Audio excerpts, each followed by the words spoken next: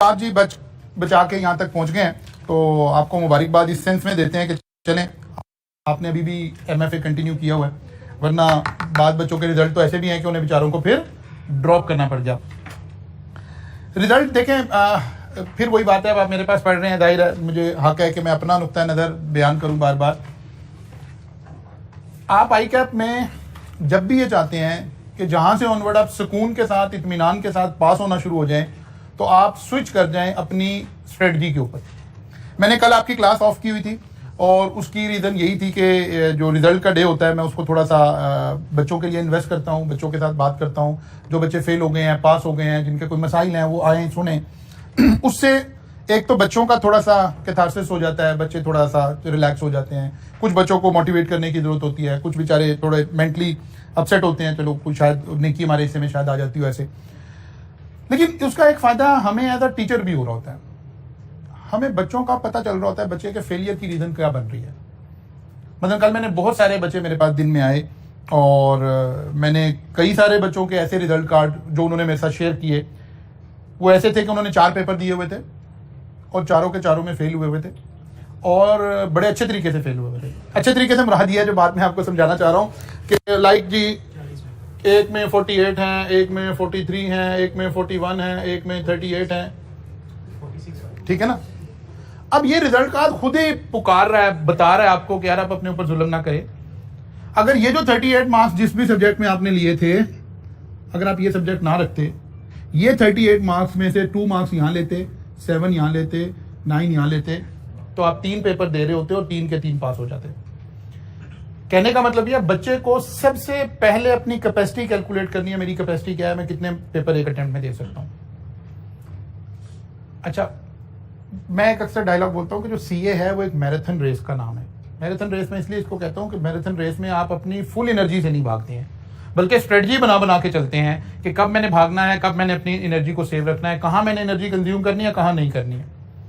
Result आता है ना, बच्चा हमेशा ये सोचता है कि अच्छा मैंने 2 दिए थे। मतलब कल मैं सारा दिन बच्चों को बैठ के समझाता रहा हूँ कि सर 2 दिए थे, दोनों नहीं निकले, इस दफ़ा सोचा 4 रख लेता हूँ। कमाल हो गई, 2 दिए थे, 2 नहीं निकले हैं, अब आप कह रहे मैं 4 रख लेता हूँ। मतलब एक वेट लिफ्टिंग के लिए बंदा आया, उसने 200 kg वजन रखा है, नहीं उठा, उसने कहा 400 रखो, फिर मैं ये उठाऊंगा। सारे हंसेंगे ना कि यार 200 उठा नहीं है तो इसका मतलब है कम करें। आप रिजल्ट के 1-2 दिनों में जज्बाती होते हैं, बाद में नहीं होते। बस ये हफ्ता गुजरेगा तो फिर आप नॉर्मलाइज हो जाएंगे, फिर उसी बेवफा पे मरना, फिर वही जिंदगी हमारी, ठीक है ना। तो फिर वापस चले जाना है आपने। ये नहीं है कि आपने परमानेंटली इसी स्टेट में रहना है, पढ़ना पढ़ना फिर कोई नहीं है। लेकिन इन 2-3 दिनों के अंदर नहीं सर 4 रख लेंगे, ये कर लेंगे, नहीं, एक वाइज डिसीजन लेना आपने हमेशा। अपनी कैपेसिटी देखें, आइडियल सर्कमस्टांसेस में आप 3 पेपर रखकर चल रहे हो, 3। अच्छा, जैसे ये बात होती है सर 2 पेपर दिए थे नहीं निकले, सर पिछली दफा 3 दिए थे वो भी नहीं निकले। अच्छा बेटा एक काम करो, इस दफा ना 2 पेपर रखो, सर मेरी अटेम्प्ट ज्यादा हो जाएंगी, फिर वो मेरी इंडक्शन में तो नहीं मसला होगा। यानी पेपर पास नहीं हो रहा, इंडक्शन पे पहुंच गए। ग्राउंड रियलिटी में रहकर अपनी प्लानिंग करने की सोचें, ख्वाबों ख्यालों की दुनिया से थोड़ा सा बाहर आ जाएं। नंबर 2, इस फिलॉसफी पे स्विच हो जाएं, इस फिलॉसफी पे स्विच हो जाएं कि आपको पास कॉन्सेप्ट ने करवाना है, प्रैक्टिस ने नहीं करवाना। कल कितने स्टूडेंट हैं जिनका कोई R1 R2 नहीं अकाउंटिंग टाइप का पेपर रहा या कॉस्ट जिसमें न्यूमेरिक ज्यादा इन्वॉल्व है कि सर वो ना मैं प्रैक्टिस नहीं कर सका था, सर वो ना आखिरी महीने में मैं प्रैक्टिस। यार प्रैक्टिस से तो हमारा फेलियर और पास होना लिंक ही नहीं है।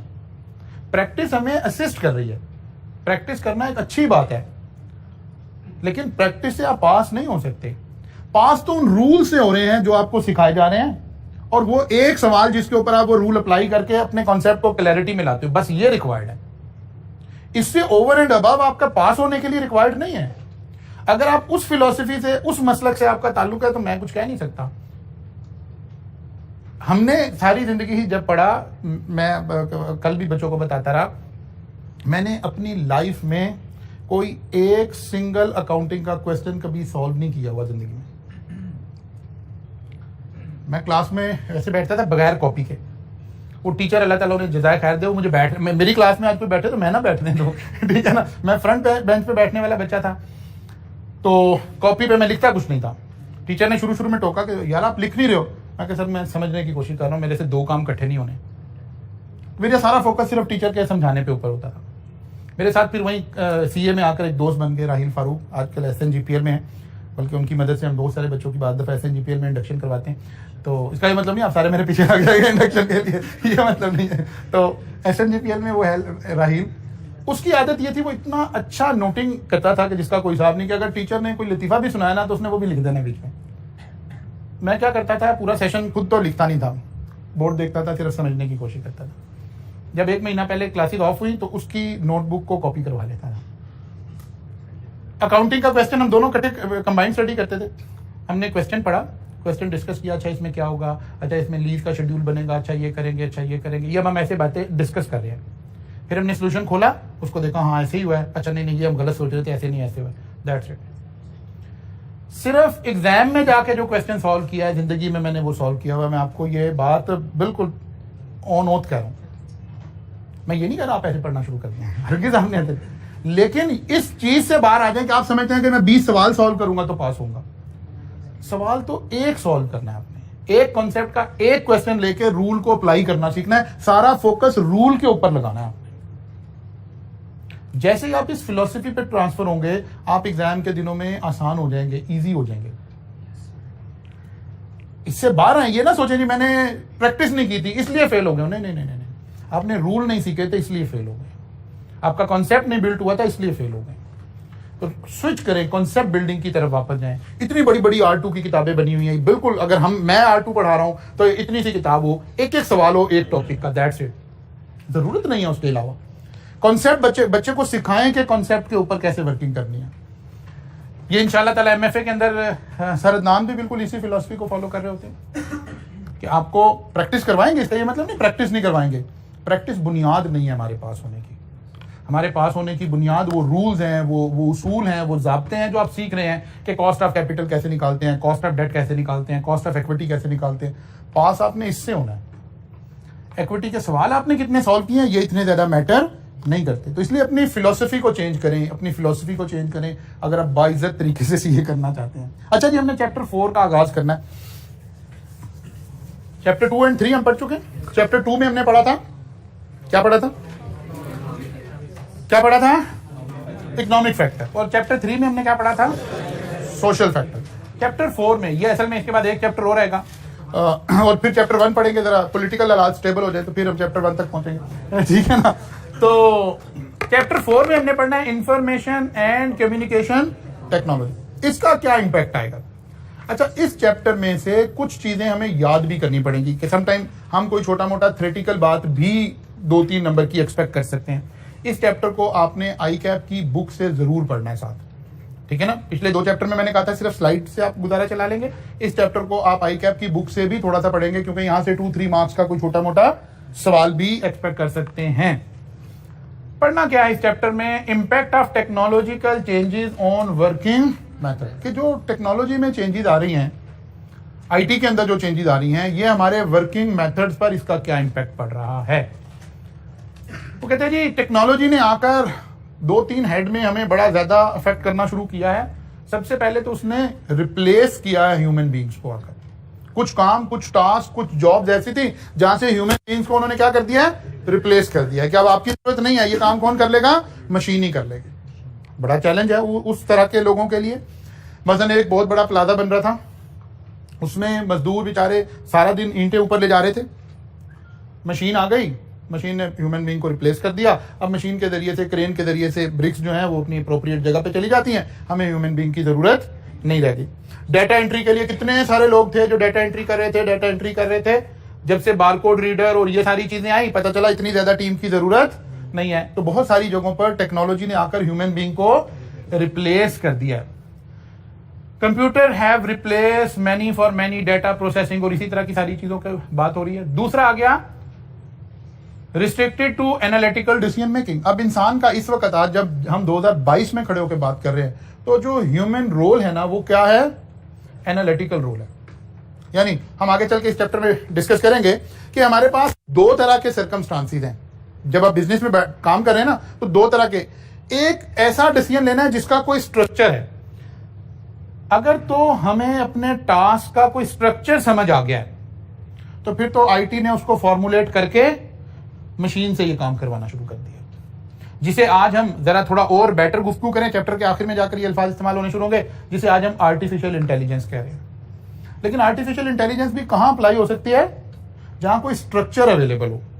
स्ट्रक्चर का क्या मतलब हो? ये हो तो ये करना है, ये हो तो ये करना है, ये हो तो ये करना है। अब इसमें भले 50 ऑप्शन हो, मशीन 1 सेकंड में, 1 नैनो सेकंड में इसमें से डिसीजन निकाल के हमें दे देगी, जहां इफ एंड बट हम लगा सकते हैं। इसको हम कहते हैं स्ट्रक्चर्ड अप्रोच। एक है नहीं, स्ट्रक्चर नहीं है, बल्कि एनालिटिकल अप्रोच है। हालात होंगे, उस वक्त हालात और वाकयात को देखकर पता चलेगा क्या करना है। यहां मशीन हमें अभी रिप्लेस नहीं कर सकती। मशीन जब ही रिप्लेस करेगी जब वो अप्रोच क्या बन जाए? स्ट्रक्चर्ड अप्रोच बन जाए। ठीक है, तो ह्यूमन बीइंग का जो मेन काम रह गया है वो क्या रह गया है? Analytical decision making. जहां भी स्ट्रक्चर्ड कोई नहीं है, बल्कि हमें देखना है, अपना अंदाजा लगाना है, अपना स्किल सेट लगाना है, अपना नॉलेज लगाना है, अपना एक्सपीरियंस लगाना है, फिर देखना है कि क्या करना है। लेकिन अगर कोई स्ट्रक्चर्ड अप्रोच है, मसलन बैंक के अंदर, आज से पुरानी 10 साल पहले की बात करें तो जब आप लोन लेने जाते थे तो बैंक का एक ऑफिसर आपको वैल्यूएट करता था, आपकी क्रेडिट वर्दीनेस कैलकुलेट करता था कि आपको कितना लोन दिया जा सकता है। लेकिन वो जो ये काम कर रहा था ना, वो क्या पूछता था आपसे? आपकी सैलरी कितने हैं, आपके एसेट्स क्या हैं, आपकी फलां चीज क्या है, आप रहते कहाँ हैं, आप फलां क्या है, फलां क्या है। बैकएंड पे बैंक ने उसे समझाया हुआ था, अगर इतनी सैलरी है तो इसको इससे मल्टीप्लाई करो तो इसकी लोन की लिमिट निकल आएगी, इसके पास इतने एसेट हैं तो इसका इतने % लोन। ये स्ट्रक्चर्ड अप्रोच थी। आज आप बैंक की वेबसाइट पे जाएं, अपना डाटा फिल करें, वो आपको बता देगा आपको इतना लोन मिल सकता है। बिकॉज जब भी हम कोई स्ट्रक्चर्ड अप्रोच लगा सकते हो तो वो डिसीजन खुद ब खुद आज मशीन ले लेगी, जिसे हम आजकल क्या कह रहे हैं? आर्टिफिशियल इंटेलिजेंस के। अच्छा जी, फिर आ गया जी तीसरा, आर्टिफिशियल इंटेलिजेंस। इन 3 जगहों के ऊपर हमारा मेन काम आया। जितने स्ट्रक्चर्ड डिसीजन थे वो यहां चले गए, अगर कम्प्लेक्स थे तो यहां चले गए। आर्टिफिशियल इंटेलिजेंस हम कहते हैं जब कोई कम्प्लेक्स सिनेरियो था तो, और उसमें से भी हम मशीन की मदद से कोई डिसीजन ले रहे हैं तो हम उसे आर्टिफिशियल इंटेलिजेंस कह रहे हैं। और अगर कोई बिल्कुल सादा ही था, कोई बड़ा एनालिटिकल काम नहीं था, हम उसे डाटा एंट्री कह रहे हैं। जैसे बारकोड रीडर से जब मशीन रीड करी, आप ग्रोसरी स्टोर में गए, आपने बोतल परचेज की, उसने बारकोड रीडर से इसका बिल कर लिया। एक्चुअली है तो ये भी आर्टिफिशियल इंटेलिजेंस ही कि मशीन ने रीड किया कि ये वाटर बॉटल सेल हो रही है, लेकिन ये इतना सादा काम था कि हमने कहा ये डाटा एंट्री हो रही है।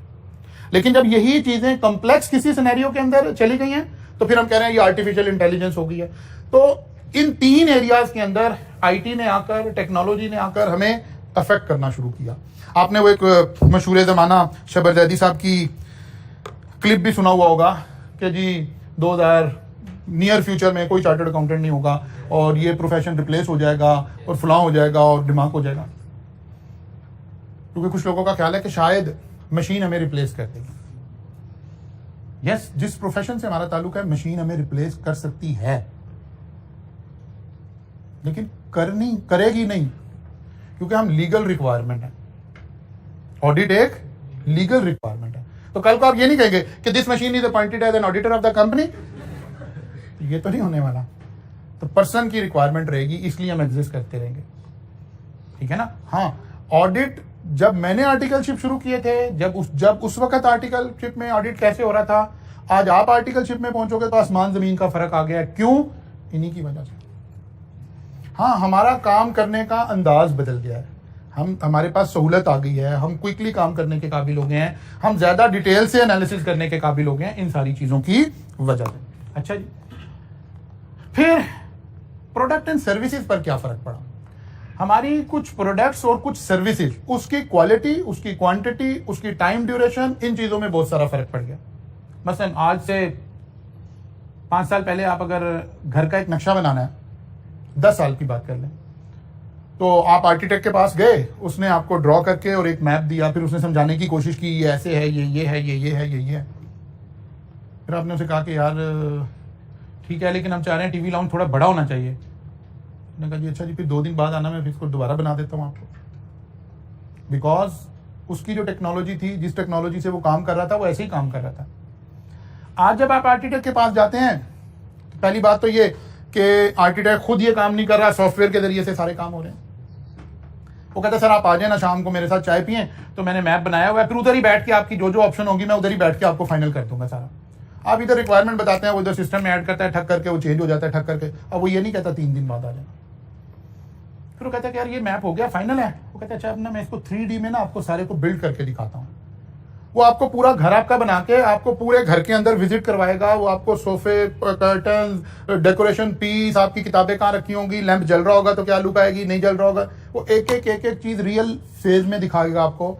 वो घर के आपको पेंट से लेकर क्रॉकरी से लेकर हर चीज आपको बताएगा, जिसे आजकल हम कहते हैं डिजाइनर हाउस।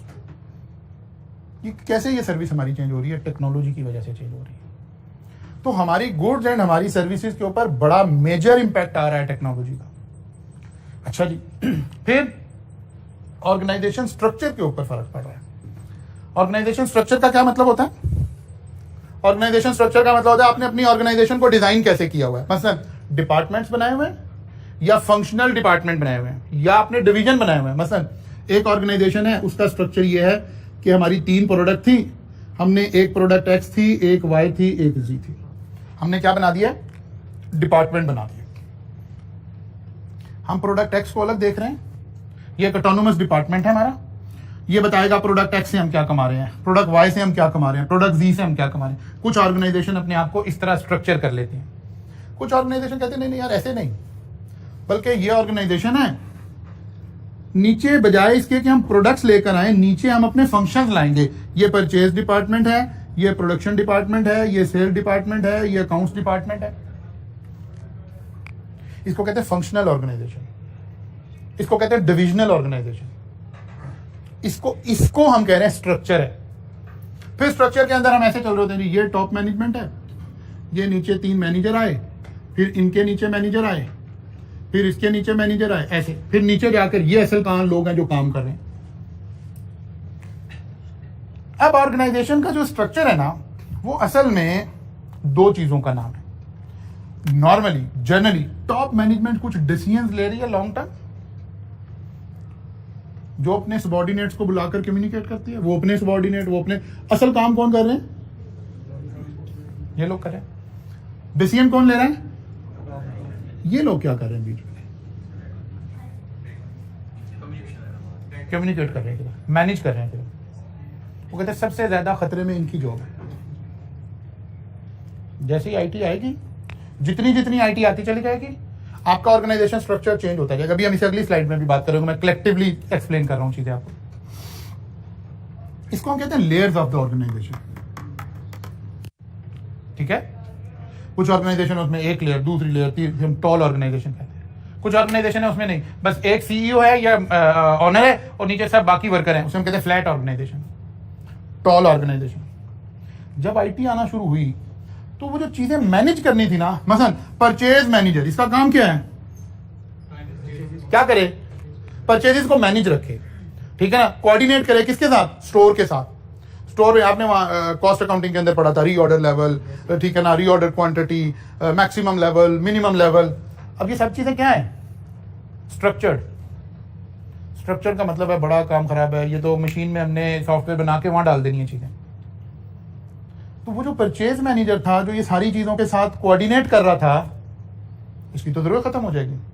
जैसे ही ईआरपी सॉल्यूशंस आने शुरू हुए, ये क्या कर रहे थे? ये ऑर्गेनाइजेशन के हर डिपार्टमेंट को इंटरलिंक कर दिया था इन्होंने कहा यार, जैसे ही इन्वेंट्री लेवल इससे नीचे जाएगा, सप्लायर आपने पहले से आइडेंटिफाई किए हुए हैं, सिस्टम खुद ही मेल करके ऑर्डर प्लेस कर देगा। मैनेजर काहे के लिए रखना है भाई? इसका मतलब है आईटी का एक इंपैक्ट ये भी आने जा रहा है कि हमारी ऑर्गेनाइजेशन का स्ट्रक्चर चेंज होगा। हमारी ऑर्गेनाइजेशन में ये जो लेयर्स बनी हुई हैं, ये रिड्यूस हो जाएंगी। जो लोग विजनरी होंगे उनकी ऑर्गेनाइजेशन में बस 2 लेयर रह जाएंगी, ये लोग और ये लोग। ये थ्रू सिस्टम कम्युनिकेट कर लिया करेंगे। इन सारे लोगों की जरूरत नहीं, ये काम तो कुछ नहीं करते। स्किल तो वर्कर ने, काम तो यहां हो रहा है। ये तो चीजें मैनेज कर रहे थे, तो मैनेज कौन कर देगा? सिस्टम कर देगा। इसको हम कहते हैं डी लेयरिंग हो जाएगी। आईटी की वजह से क्या होगी? डी लेयरिंग हो जाएगी। पहले 5 लेयर थी, अब 3 रह गई हैं, 2 रह गई हैं। इसको हम कहेंगे डी लेयरिंग हो जाएगी। इसका मतलब है ऑर्गेनाइजेशन का स्ट्रक्चर भी चेंज होगा, ऑर्गेनाइजेशन की लेयरिंग भी चेंज होगी। इन सारी चीजों के ऊपर इंपैक्ट आएगा हमारे आईटी का। जब हम डिवीजन बनाते हैं ना, डिवीजन बनाने का एक मकसद ये होता है कि हमें पता चल सके कि हमारी ऑर्गेनाइजेशन क्या काम कर रही है। अब डिवीजन ना हम कई बुनियादों पे बना सकते हैं। बस जैसे मैंने अभी किस बुनियाद पे बनाया? प्रोडक्ट की बुनियाद पे। हम कस्टमर की बेस पे भी डिवीजन बना सकते हैं। जिस बेस पे डिवीजन बनाएंगे असल में हम उस चीज को अहमियत देना चाह रहे हैं। यहां हम अहमियत देना चाहते थे, हमारे लिए बड़ी अहम बात थी, प्रोडक्ट एक्स ने क्या कमाया, प्रोडक्ट वाई ने क्या कमाया, प्रोडक्ट जी ने क्या कमाया। ये बात हमारे लिए इंपॉर्टेंट थी। हमने डिवीजन की बुनियाद प्रोडक्ट्स रख ली। वो कहते नहीं यार, हमें डिवीजन की बुनियाद ना प्रोडक्ट नहीं, KNN कहता है कि नहीं, मुझे प्रोडक्ट नहीं, मुझे कस्टमर की बुनियाद पे डिवीजन बनाने हैं। KNN अपनी प्रोडक्ट दो तरह के लोगों को सेल करता है। एक वो कहता है डोमेस्टिक कस्टमर है मेरे, आप मैं हम हमारे घरों में जो KNN की प्रोडक्ट इस्तेमाल हो रही। फिर वो कहते हैं मेरे कमर्शियल कस्टमर है, KFC को, पिज्जा हट को, इन्हें जो चिकन जा रहा है, इन्हें जो जिंगर की चीजें जा रही हैं। वो कहते हैं मैं देखना चाहता हूँ मैं घर वाले कस्टमर से क्या कमा रहा हूँ और कमर्शियल से क्या कमा रहा हूँ। अब इसने डिवीजन किस बुनियाद पे बना दिया, कस्टमर की बेस पर, बाद दफा ज्योग्राफी की बेस पर। मैं लाहौर से क्या कमा रहा हूँ, साहिवाल से क्या कमा रहा हूँ, सरगोदा से क्या कमा रहा हूँ। ट्रेडिशनली हम इनमें से कोई एक बेस निकालते थे, या ऑर्गेनाइजेशन ऐसे बना लेते थे या ऐसे बना लेते थे। लेकिन आज हमारा सॉफ्टवेयर क्या करता है, वो जिस वक्त मैं जिस तरह देखना चाहता हूं वही ड्रॉप डाउन से सिलेक्ट करता हूं। उसे कहता है मुझे तुम ना प्रोडक्ट वाइज बताओ, तो बताता है भाई आपने सीख कबाब में ये कमाया है, आपने हॉट शॉट में ये कमाया है, आपने चपली कबाब में ये कमाया है। हर एक की कॉस्टिंग अलग अलग दिखाना शुरू करते हैं। तो कहता नहीं यार मुझे बताओ लाहौर में क्या सूरत हाल है। वो कहता जी लाहौर ऐसे है, फैसलाबाद ऐसे है, मुल्तान ऐसे है। सारा ऑर्गेनाइजेशन का जो स्ट्रक्चर है वो बिल्कुल फ्लेक्सिबल होना शुरू हो गया। बिकॉज अब हमें काम कुछ नहीं करना, एक मर्तबा सॉफ्टवेयर में चीजें डली तो सारा कुछ हमारे कंट्रोल में आ गया। इसका मतलब है ऑर्गेनाइजेशन के जो स्ट्रक्चर हैं ये बड़े एट स्टेक हैं हमारे इस वक्त। अच्छा जी, तो यही वो आ रहा है। वो कह रहे जब ये स्ट्रक्चर में जब चेंज आ रही है तो इसके इंपैक्ट कहाँ आ रहे हैं। वो कह रहे सबसे पहले डाउन साइजिंग पर आ रहे हैं। डाउन साइजिंग का क्या मतलब है, डाउन साइजिंग का क्या मतलब है, downsizing means reduction in size of business organization. जो काम पहले 20 लोग कर रहे थे अब 2 लोग कर रहे हैं, डाउन साइजिंग। अच्छा, डाउन साइजिंग का ये मतलब नहीं हमने काम कम नहीं कर दिए, अफराद कम हो गए हैं, ठीक है ना, अफराद कम हो गए हैं, मशीन ने उसकी जगह ले ली है। अब काम मशीन के जरिए हो रहे हैं, मशीन ने उसको टेकअप कर लिया, डाउन साइजिंग हम इसे कह रहे हैं। फिर डीलेयरिंग, डीलेयरिंग मैंने अभी आपको समझाई है कि लेयर्स रिड्यूस हो गए, बीच वाले लोग निकल गए यार इसकी क्या जरूरत है, ये बंदा क्या काम कर रहा है, कुछ नहीं कर रहा, ये तो सिस्टम ही कर लेगा जी। ये पहले जी ऑर्डर देखता था, फिर ऑर्डर प्लेस करता था, फिर उसको ओके करवाता था। कहते हैं ये सारा काम तो सिस्टम ऑटो पे कर लेगा, इसने क्या करना है। जब ऑर्डर डिलीवर हो जाएगा तो बैंक को हमने इंस्ट्रक्शन दे दी, बैंक उसकी पेमेंट भी रिलीज कर देगा। कहते हैं यहाँ तो कोई ह्यूमन बीइंग की जरूरत ही कोई नहीं है। तो डीलेयरिंग होना शुरू हो गई, फिर डाउन साइजिंग होना शुरू हो गई। बैंक्स के अंदर हमें कैशियर की जरूरत थी, हमें ज्यादा स्टाफ की जरूरत थी, हमने ATM मशीन लगा दी। अब हमारा लोड रिड्यूस हो गया।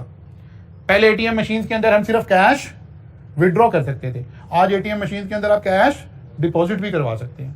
तो ह्यूमन बीइंग कहीं ना कहीं रिप्लेस हो रहे हैं ना, रिप्लेस हो रहे हैं, और फिर बेटर काम हो रहा है। फिर 24 आवर्स आपकी सर्विसेज शुरू हो गई, डीलेयरिंग हो गई। फिर आउटसोर्सिंग, टेक्नोलॉजी की वजह से चीजों को आउटसोर्स करना आसान हो गया। आउटसोर्सिंग का क्या मतलब है, अपना कोई डिपार्टमेंट, अपना कोई फंक्शन बाहर से करवा लें, रादर देन दिस के खुद एम्प्लॉय रखें और वो वाले रूल्स, एम्प्लॉय का बिहेवियर, एम्प्लॉय के नखरे वो उठाएं, आप उसकी बजाय किसी बंदे को आउटसोर्स कर दें। मसलन जी हमें कॉलेज में क्लास में हमें यहाँ एक एनवायरनमेंट चाहिए, AC चल रहे हैं, कोई AC खराब हो जाएगा, कुछ हो जाएगा। 2 तरीके हैं कॉलेज के पास, चंद इलेक्ट्रीशियन AC का काम जानने वाले 1-2 लोगों को एम्प्लॉय रख ले अपने पास, और यह है कि किसी से सर्विसेज ले ले कि भाई जब भी AC खराब होगा तो हम आपको कॉल करेंगे, आपका बंदा आके ठीक कर देगा। अगर ये दूसरे वाली ऑप्शन है तो इसको हम आउटसोर्सिंग कह रहे हैं। आउटसोर्सिंग के हमें फायदे ये हैं कि फिर हमें HR को देखना नहीं पड़ रहा होता। अगर हमारे 2 एम्प्लॉय हैं और ईद की छुट्टियों में दोनों ही घर गए हैं और अभी वापस नहीं आए हैं तो आज हम मुश्किल में होंगे अगर कोई AC खराब हो जाएगा तो। लेकिन अगर आउटसोर्सिंग की है तो हमारी बला से सारे बीमार हो जाए, हमने तो जिसको आउटसोर्स किया हुआ उसने बंदा हमें प्रोवाइड करना है। एक है कि गार्ड आप खुद रखें और एक है कि गार्ड आप किसी कंपनी से ले लें। खुद रखेंगे तो जाहिर है आपका गार्ड कभी बीमार हो जाएगा, कभी वो कहेगा फोतगी हो गई है, कभी कहेगा शादी आ गई है, कभी कुछ, और अगर कंपनी है तो वो खुद ही रिप्लेस करके देगा। तो आउटसोर्सिंग में इस तरह के बेनिफिट्स होते रहते हैं।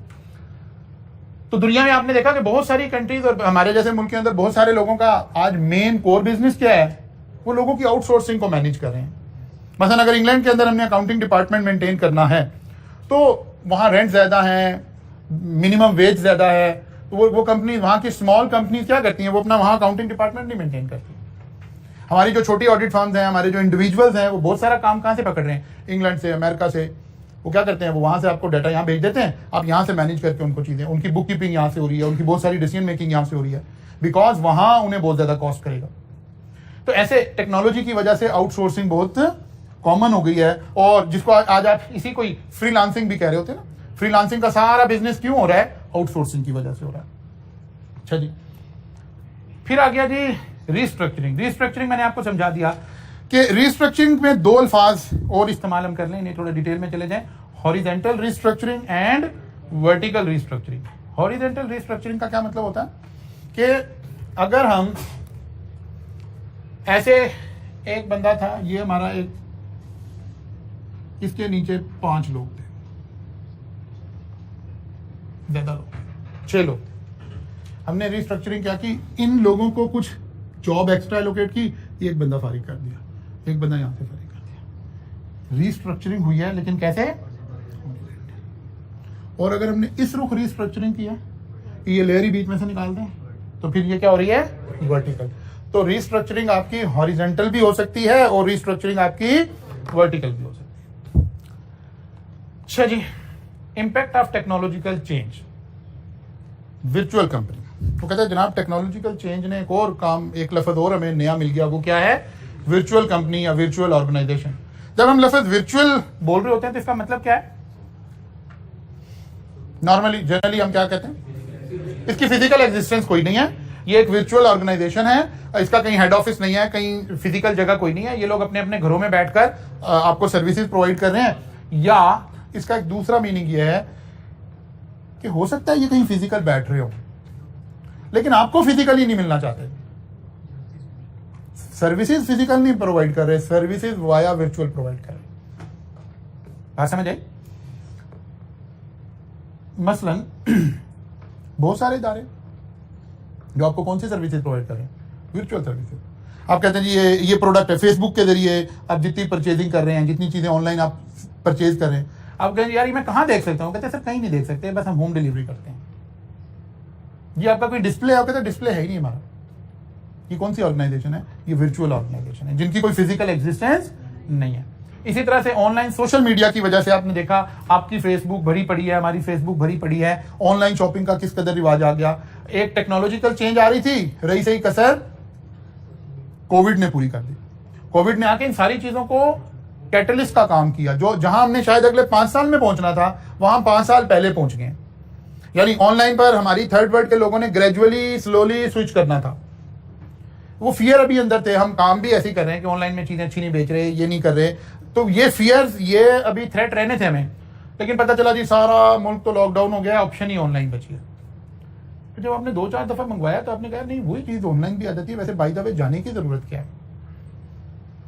जिन कंट्रीज में लोग यूज टू हो चुके थे वो इससे पहले भी ऐसे ही करते थे। वो कहते थे मतलब एक मोबाइल परचेज करना है तो मैंने शॉप पे क्यों जाना है? बाय द वे आप दुबई में चले गए तो आपने कोई मोबाइल, कोई इस तरह की पेट चीज परचेज करनी है, वो बिल्कुल जाना पसंद नहीं करते, ऑनलाइन ऑर्डर करें अभी आधे घंटे। अच्छा, वहां इतना ऑनलाइन का रिवाज है कि आपको फिजिकल से ज्यादा चीज जल्दी ऑनलाइन मिल जाती है।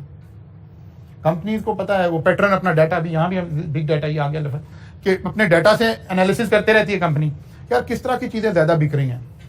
तो जो उनकी डिलीवरी वैन है ना, फर्ज किया जी एक मोबाइल लॉन्च हुआ, वो मोबाइल उन्होंने देखा बड़ा हॉट प्रोडक्ट है, और डिलीवरी वैन में 20 मोबाइल रख दें। ऑर्डर आया, डिलीवरी वैन देखी गार्डन टाउन में, और कहा ये ऑर्डर आया, ये भी डिलीवर कर दो। पता लगा अभी आपने ऑर्डर दिया, 10 मिनट बाद चीज भी डिलीवर हो गई, क्योंकि आप अपने डाटा के एनालिसिस से, अपनी चीजों से ट्रेंड निकालते जा रहे हैं, चीजें देखते जा रहे हैं। ये सारे इंपैक्ट कहां से आ रहे हैं? ये सारे टेक्नोलॉजिकल चेंजेस हैं। बिग डाटा सबसे बड़ा काम आज हम क्या कर रहे हैं? हम अपने डाटा का एनालिसिस कर करके वहां से ट्रेंड्स निकाल रहे हैं, वहां से चीजें सॉर्ट आउट कर रहे हैं, नए मीनिंग दे रहे हैं अपने कस्टमर को, अपनी चीजों को, अपनी बाकी सारी चीजों को। फॉर नथिंग हम अपने डाटा को एनालिसिस करके उसमें से कुछ मीनिंगफुल इंफॉर्मेशन निकालते हैं कि यार ये चीज और इस चीज का बजाहिर कोई लिंक नहीं नजर आ रहा, लेकिन कस्टमर का पैटर्न बता रहा है कि ये दो चीजें जब भी बिक रही हैं इकट्ठी बिक रही हैं। तो ग्रोसरी स्टोर ने क्या किया, हालांकि वो नॉर्मली तो एक तरह की चीजें एक रैक पे रखी होती है ना, लेकिन बिग डाटा से हमने एनालिसिस किया कि नहीं यार जो कस्टमर फलां चीज खरीदता है वो ये भी जरूर खरीद रहा है, तो क्या फिर इनके रैक करीब कर दें, उसकी सेल कई गुना बढ़ गई क्योंकि कस्टमर को सहूलत मिल गई। तो हम अपने डाटा के एनालिसिस से, हम इन सारी चीजों से, हमें बेतहाशा हमारे जो बिजनेसेस हैं उनको चैलेंजेस दरपेश हैं। लर्निंग आउटकम 1 आपका कंप्लीट हो गया है चैप्टर नंबर 4 में से। इस चैप्टर को आपने आई कैप की बुक से भी पढ़ना है, क्योंकि यहां हम एक्सपेक्ट करते हैं कि कोई इस तरह के सवाल भी आ सकते हैं कि जनाब डी लेयरिंग का क्या मतलब है, तो आपको 2 लाइनें लिखनी भी पड़ सकती हैं, ठीक है ना। तो इस चैप्टर को आप साथ साथ, अगरचे मैंने यहां लिख दिया है वो सारा कुछ, लेकिन फिर भी मैं रिकमेंड यही करूंगा कि आप साथ साथ थोड़ा सा इस चैप्टर को बुक भी ओपन करेंगे और वहां से चलेंगे। कल इंशाल्लाह ताला यहां से फर्दर आगे चलेंगे इंशाल्लाह।